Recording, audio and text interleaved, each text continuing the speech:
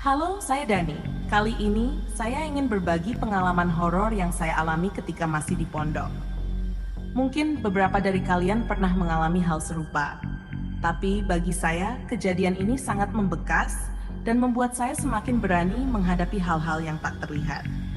Saat masih mondok dulu, saya sering tidur di sebuah kantor yang berada di lantai 2. Kantor ini sebenarnya bukan tempat tidur santri, tetapi saya memilih tidur di sana karena alasan yang cukup menyedihkan. Dulu, saya sering dibully oleh teman-teman di pondok, dan untuk menghindari mereka, saya mencari tempat yang sepi dan jauh dari keramaian. Kantor pondok menjadi pilihan saya, meskipun tempat itu tidak terlalu nyaman. Kantor itu tidak besar, hanya sebuah ruangan dengan beberapa meja dan kursi kayu. Saya biasanya tidur di bawah meja atau di sudut ruangan, sendirian dalam gelapnya malam. Awalnya, saya tidak merasakan sesuatu yang aneh, hanya perasaan sedikit tidak nyaman. Namun, semakin lama saya tinggal di sana, semakin banyak kejadian yang sulit dijelaskan terjadi. Gangguan pertama yang sering saya alami adalah tindihan atau sleep paralysis. Hampir setiap malam, saya merasa tubuh saya tidak bisa bergerak. Napas terasa sesak, dan ada perasaan seperti ada sesuatu yang memperhatikan saya dari sudut ruangan. Saya pernah mencoba berteriak atau menggerakkan jari, tetapi selalu sulit. Seolah ada kekuatan yang menahan tubuh saya. Suatu malam, saya tertidur di bawah meja seperti biasa. Sekitar pukul 2 dini hari, saya tiba-tiba terbangun karena merasa ada seseorang yang duduk di ujung kaki saya. Awalnya, saya mengira itu hanya perasaan saya saja. Namun, semakin saya mencoba menenangkan diri, saya merasakan ada tekanan nyata di kaki saya. Seakan seseorang benar-benar duduk di sana. Saya berusaha melihat ke arah kaki saya, tetapi ruangan itu gelap. Saya hanya bisa melihat siluet samar. Jantung saya berdegup kencang, keringat dingin mulai mengalir. Saya berusaha mengabaikannya dan menutup mata berharap bisa tidur kembali. Tapi saat saya menutup mata, saya justru mendengar suara berbisik tepat di dekat telinga saya. Keluar. Saya langsung membuka mata dan duduk tegak. Saya menyalakan senter dari ponsel, tetapi tidak ada siapapun di ruangan itu. Semua meja dan kursi masih dalam posisi seperti sebelumnya. Tidak ada tanda-tanda orang lain di sana. Saya mencoba berpikir positif. Mungkin saya hanya berhalusinasi karena kelelahan. Tapi kejadian aneh itu tidak berhenti di situ. Gangguan lain yang sering terjadi adalah gempa misterius. Beberapa kali saat saya tidur di kantor, saya merasakan lantai di bawah saya bergetar, seperti ada gempa kecil. Meja tempat saya tidur juga ikut bergetar. Bahkan beberapa kali ada benda yang jatuh sendiri. Yang membuat saya semakin takut adalah ketika saya bertanya kepada teman-teman yang tidur di lantai bawah keesokan harinya. Mereka semua mengatakan tidak merasakan apapun. Tidak ada gempa, tidak ada getaran, hanya saya yang mengalaminya. Pernah suatu malam, saya merasakan getaran yang cukup kuat. Saya langsung bangun dan melihat sekitar. Saat itu, saya mendengar suara seperti seseorang sedang menyeret sesuatu di lantai atas. Tapi anehnya, kantor pondok adalah lantai tertinggi. Tidak ada ruangan di atasnya. Saya memberanikan diri untuk bertahan, meskipun perasaan takut terus menghantui saya setiap malam. Puncaknya terjadi pada suatu malam ketika saya sedang tidur, dan tiba-tiba merasa ada sesuatu yang mengawasi saya. Saya membuka mata dan melihat ke arah sudut ruangan. Di sana, berdiri sosok hitam yang tinggi. Saya tidak bisa melihat wajahnya, tetapi saya bisa merasakan bahwa dia sedang menatap saya. Saya ingin berlari, tetapi tubuh saya terasa kaku. Saya hanya bisa berdoa dalam hati dan mencoba mengalihkan pandangan. Tetapi semakin saya berusaha mengabaikan, sosok itu semakin mendekat. Saya mulai mendengar suara langkah kaki yang perlahan mendekat ke arah saya. Saat itu, saya benar-benar merasa seperti akan pingsan. Namun, tiba-tiba terdengar suara keras seperti meja yang ditarik dengan kasar. Suara itu membangunkan saya sepenuhnya. Saya langsung berdiri dan menyalakan lampu. Saat lampu menyala, tidak ada siapapun di sana. Kejadian itu membuat saya berpikir untuk tidak lagi tidur di kantor pondok. Tapi anehnya, meskipun sering mengalami gangguan, saya tetap bertahan di sana. Seolah ada sesuatu yang membuat saya ingin tetap tinggal, meskipun saya tahu tempat itu tidak normal. Sekarang setiap kali saya mengingat pengalaman itu, saya bertanya-tanya, apakah semua itu hanya halusinasi saya karena ketakutan? Atau memang ada sesuatu di kantor pondok? Setelah sering mengalami gangguan, saya mulai penasaran, apakah kantor pondok ini memang memiliki sejarah kelam atau hanya saya yang mengalami halusinasi?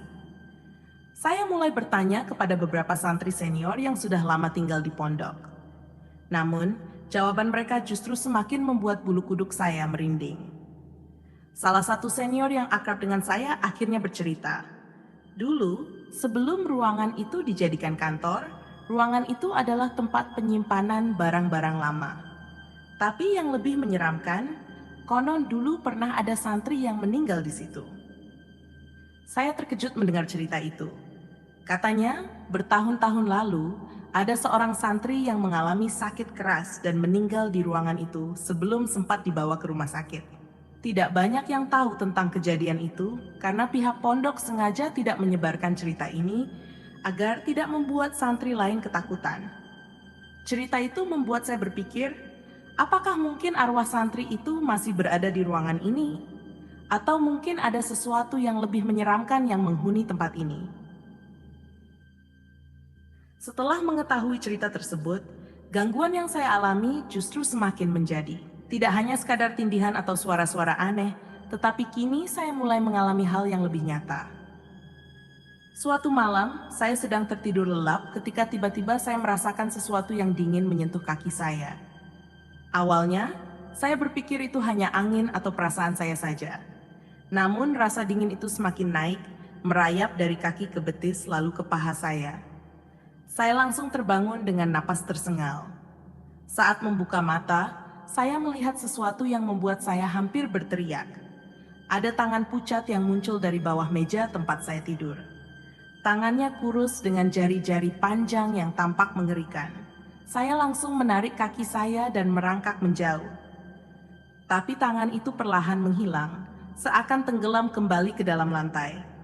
Saya tidak bisa tidur lagi malam itu. Saya hanya duduk bersandar di dinding dengan mata waspada, berharap pagi segera datang. Kejadian berikutnya terjadi beberapa hari setelahnya. Saya terbangun di tengah malam karena mendengar suara kursi bergeser. Kali ini saya tidak langsung menyalakan lampu, tetapi mencoba mengintip dalam gelap. Saya melihat bayangan hitam berdiri di sudut ruangan menghadap ke arah saya.